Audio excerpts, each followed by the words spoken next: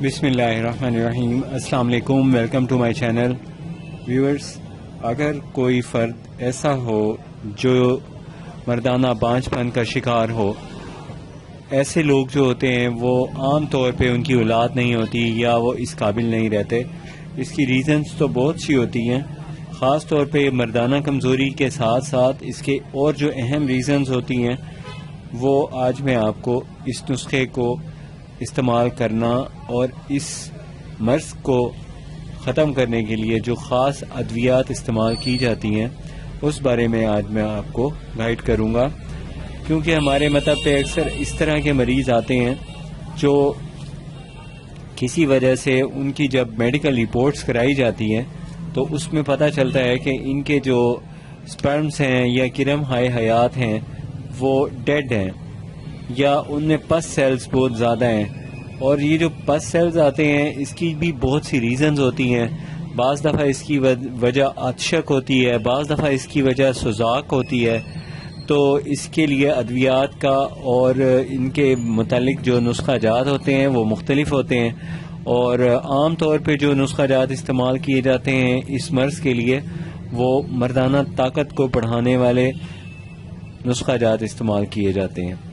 لیکن اگر کوئی فرد اولاد پیدا کرنے کی استعداد کھو چکا ہو تو اس کے مرض کو عقم یا مریض کو عقیم کہتے ہیں.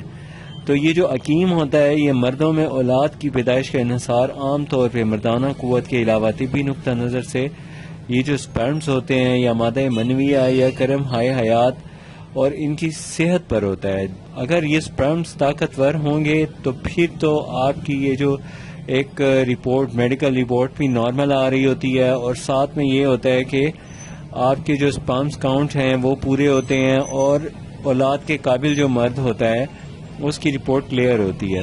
پھر اگر اولاد نہیں ہو رہی تو پھر اس کی ریزن دوسری ہوتی ہے. مردانہ کمزوری بھی ہو سکتی ہے یا اعصابی کمزوری بھی ہو سکتی ہے. تو یہ جو ریزن مرد میں اگر ہے تو پھر اس میں دیکھنا یہی پڑتا ہے کہ پہلے اس کے سپرم کی جو صحت ہے وہ ٹھیک ہونی چاہیے. اور یہ اتنے چھوٹے ہوتے ہیں کہ صرف مائکروسکوپ کی آنکھ سے ہی نظر آ سکتے ہیں، عام طور پہ یہ ایسے دیکھے نہیں جا سکتے.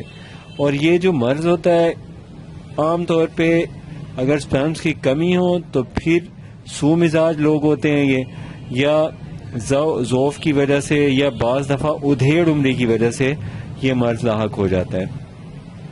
اس کے بہت سے اسباب ہوتے ہیں، ان کو آپ اگر دیکھیں تو موٹے موٹے جو اسباب اس کے یہ ہوتے ہیں وہ اعضائے تناسل کا کمزور ہونا، یہ بھی اس کی ریزن ہوتی ہے. اور اس کے علاوہ دیگر جنسی بیماریاں ہوتی ہیں جو آپ کے ٹیسٹس یا خصیوں جو میں اس کے انفیکشن یا آپ یوں سمجھیں کہ خصیوں کا کمزور ہونا یا ڈس فنکشننگ ہو جانا، خصیوں کا پراپر کام نہ کرنا، تو یہ اس کی ریزنز میں سے ایک ریزن ہے. اس کے علاوہ جو چوٹ لگ جاتی ہے آپ کے پیٹ کے آس پاس کے حصے پہ، اس سے بھی یہ مرض ہو سکتا ہے. اس کے علاوہ پیدائشی بھی بعض لوگ ہوتے ہیں جو نامرد ہوتے ہیں، ان کے ہارمونز نہیں ہوتے، سپرم پاور نہیں ہوتی، ان کی سپرم کاؤنٹس کم ہوتے ہیں یا نیل ہوتے ہیں.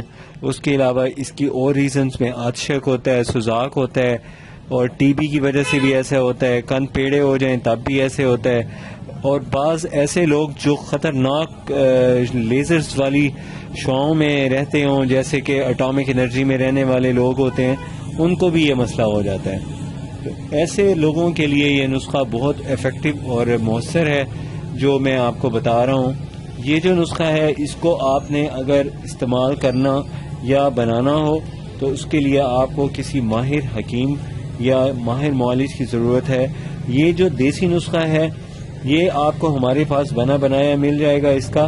لیکن اگر آپ خود اس کو بنانا چاہیں تو آپ لبوب خاص جو ہوتی ہے اس کے جو اجزاء ہیں وہ آپ نوٹ کر لیں، اس کے مطابق آپ یہ نسخہ تیار کریں. اور اگر اس کی ریزن آپ کی بہت سی ریزنز میں سے ایک ریزن یہ ہوتی ہے کہ منی جو ہوتی ہے وہ بہت پتلی ہو جاتی ہے، اس کے لیے پھر آپ کو چاہیے کہ بہڑ کا جو دودھ ہوتا ہے وہ اور سنگاڑے کا مغز، اس کو برابر وزن میں آپ گوند کے اس کی گولیاں بنا لیں، یا یہ جو بہڑ کا دودھ ہوتا ہے اس کے 10 قطرے اور 2 سنگاڑوں کا پاؤڈر آدھا کلو دودھ کے ساتھ آپ استعمال کریں. دودھ میں چاہیں تو اس کی ملائی اتار کے اوپر اس کی یہ چیزیں ڈال کے اس کو اچھی طرح جب مکس کریں گے پکائیں گے تو گاڑھا ہو جائے گا, کھیرنی بن جائے گی. پھر یہ یوز کریں, انشاءاللہ اس کے استعمال سے بہترین ریزلٹس ملیں گے. مزید مشورے کے لیے آپ ہمارے دیے گئے نمبر پہ رابطہ کر کے اپنی طبیعت کے مطابق نسخہ لکھوا سکتے ہیں. مجھے نیکسٹ ویڈیو تک اجازت دیجیے. اپنی صحت کا خیال رکھیے. اللہ حافظ.